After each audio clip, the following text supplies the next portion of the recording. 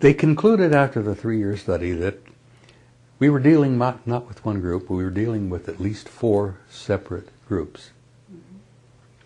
Photographs of crashes, retrievals, landings, and contacts, where they had landed and contacted people, indicated that they were humanoid, all of the 4 different groups. Out of the 4 different groups, all humanoid, one group was so human looking that just like us, they could sit next to us in a restaurant, they could sit next to you in a theater, and you would never know. That was the ones that bothered the admirals and the generals the most. That these guys could be walking up and down the corridors of SHAPE headquarters, or the Pentagon, or the White House. Were they? I have always suspected that, yes, they have been. Okay, have you met any? I've met a couple who I am convinced were from somewhere else, yes. Okay. But that's another story, and we'd be here till midnight if I got into that. Let me finish with what I was telling you about the SHAPE study. The assessment concluded we were dealing with incredibly advanced technology. We were dealing with 4 different groups, all humanoid, but one group looked totally human. We concluded in this study that they were from somewhere else, another planet, another star system, perhaps another galaxy. We concluded that they were not malevolent or hostile, overtly. They certainly were able to defend themselves. But they did not have an agenda, an aggressive agenda that was hostile, because they had not smashed and torn and broken and destroyed our military. And this is prior to the abduction scenario that has since come to the fore. Oh yeah, this was an initial study in '64, based on 3 years of research by the military. Now, who did the study? The military. But who in the military? I'm assuming you weren't part of this. No, I wasn't. I was working in the war room at Shock. I mean, was it the study was underway. Germans? Was it the study was underway when I arrived. It was made up of NATO members. Okay. There were Germans involved. There were French involved. There were Italians involved. Scientists? Americans. They went to some universities and got some of the top people. They got historians, Oxford, Cambridge.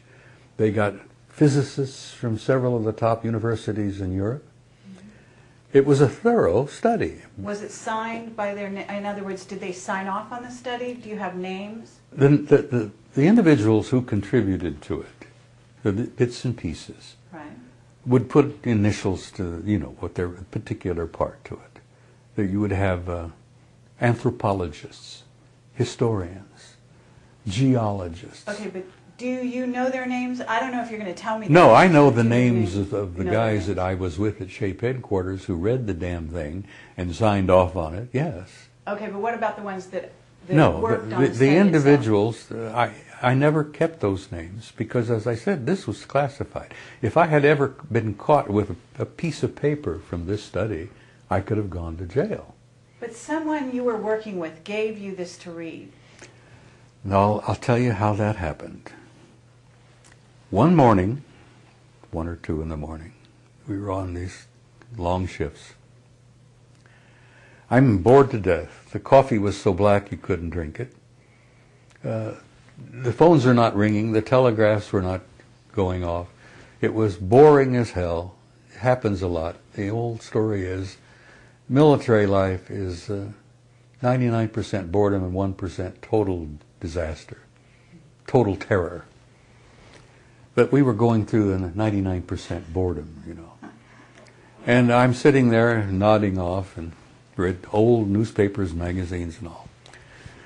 The controller on duty at the time was an Air Force bird colonel, what we called an 06. All controllers were 6 level. And I ran their duty roster. He looked at me and he went over to the vault and he pulled this thing out and he said, threw it on my desk and he says, "Hey, this will wake you up. Read this." It was the assessment. And it dealt with UFOs. Okay. And it concluded that there were extraterrestrials coming here had been coming a very long time, sometimes estimates of 1,000 years, 2,000 years. Historical records in the assessment itself indicated that the Romans had been paying attention to them 2,000 years ago.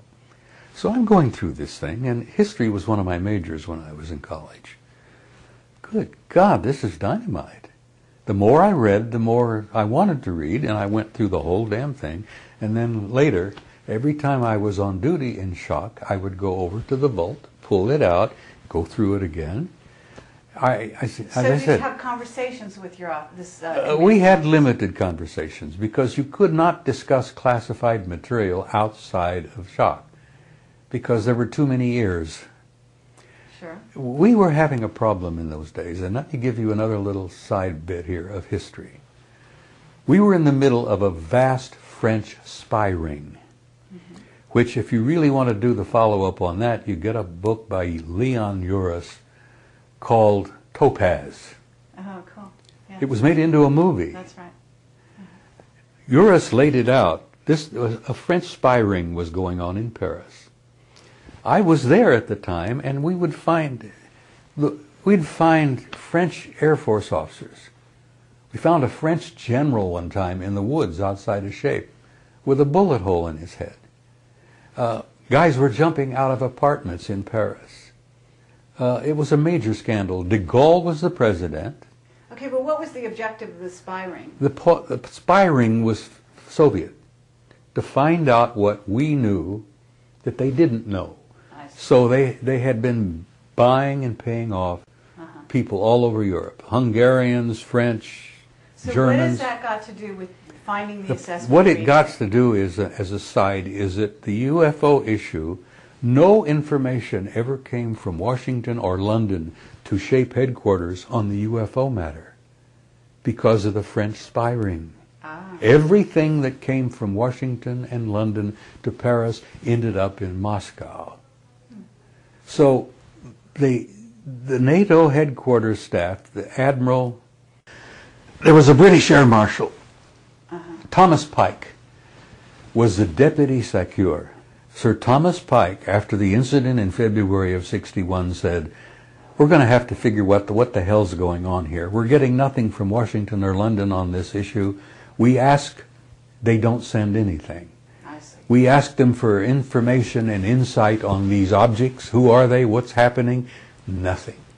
Well, nothing was because everything that came from Washington and London ended up in Moscow, thanks to the French, the Hungarians, and the Germans and all. So the study was initiated strictly as a military idea to conclude what the hell was happening for us here. Is there a threat, yes or no? They concluded apparently not, because these guys had been coming and going for a long time. The History Annex took it back a couple of thousand years.